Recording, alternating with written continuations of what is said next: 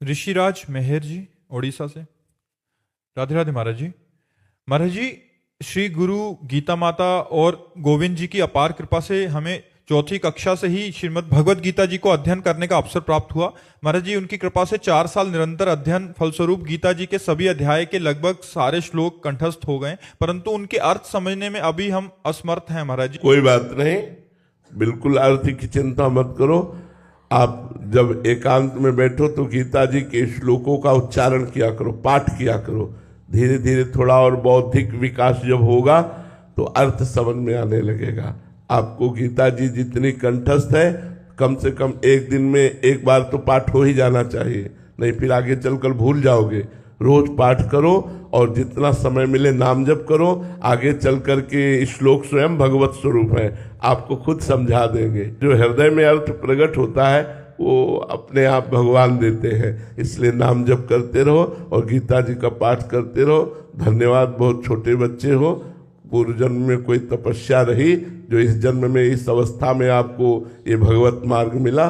चलते रहो, शाबाश, पीछे मत हटना, गंदे बच्चों का संग मत करना, मोबाइल से गंदी बातें मत देखना और सतमार्ग में चलना। ठीक है महाराज जी, जो अर्थ हमें समझ आ रहा है उससे भी भिन्न अर्थ होता है क्या? हाँ, एक होता है शब्दार्थ, एक होता है वाच्यार्थ, एक होता है भावार्थ, एक होता है रहस्यार्थ।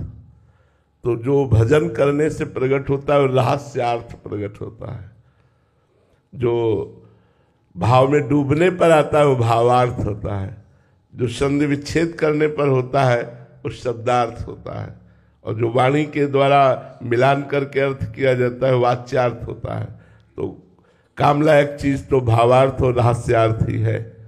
भावार्थ भजन करने से ही आएगा, भावार्थ ऐसे नहीं आता। गीता जी जैसे भगवान विराट है, ऐसे गीता जी विराट है, क्योंकि वो अनंत ज्ञान संपन्न है, इसलिए और है।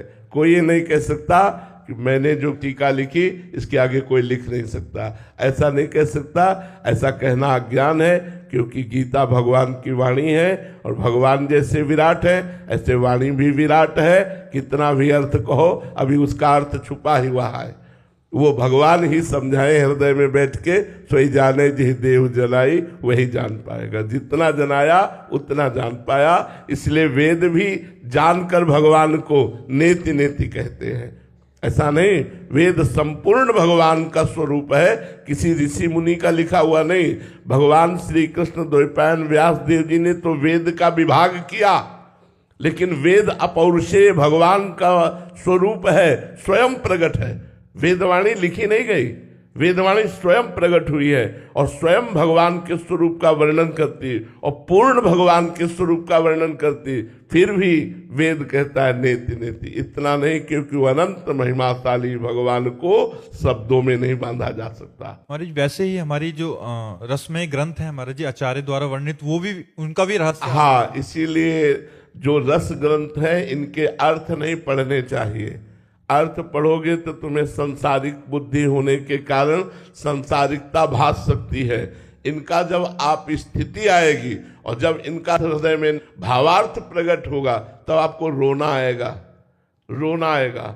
अभी तो संसारिकता नजर आ सकती है, जो प्रियालाल की केली है, विलास है। तो इसीलिए चतुरासी जी, केलीमाल जी, महावाणी जी इनके अर्थ को ना पढ़े, चतुरासी जी का गायन करे, सिद्ध मंत्र है। जब ये अपना प्रभाव दिखाएंगे, फिर अर्थ का जब संयोग होगा तब जो आनंद की अनुभूति होगी वो अलग। नहीं तो संसारिक बुद्धि होने के कारण संसारिकता आ सकती है अर्थ पढ़ने से।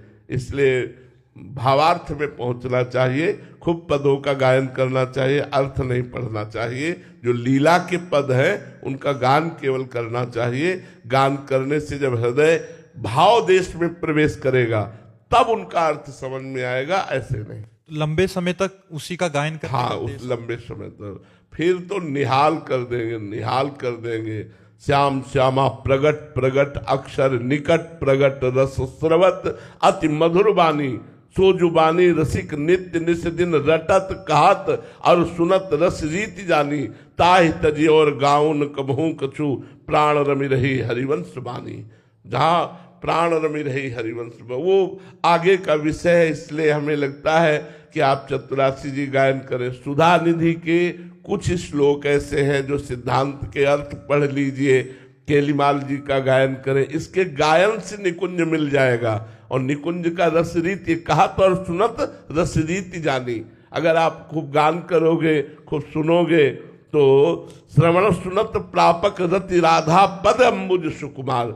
चतुरासी जी को अगर आप श्रवण करोगे तो बहुत जल्दी किशोरी जी के चरणों में प्रेम हो जाएगा, और प्रेम जब हो जाएगा तब इसका सही अर्थ समझ में आएगा। चतुरासी जी का ये प्रेम वाणी, चतुरासी जी को हितवाणी कहते हैं, तो प्रेम वाणी है ये। जब तक प्रेम नहीं आएगा तो शब्दार्थ से चतुरासी जी को नहीं समझ सकते।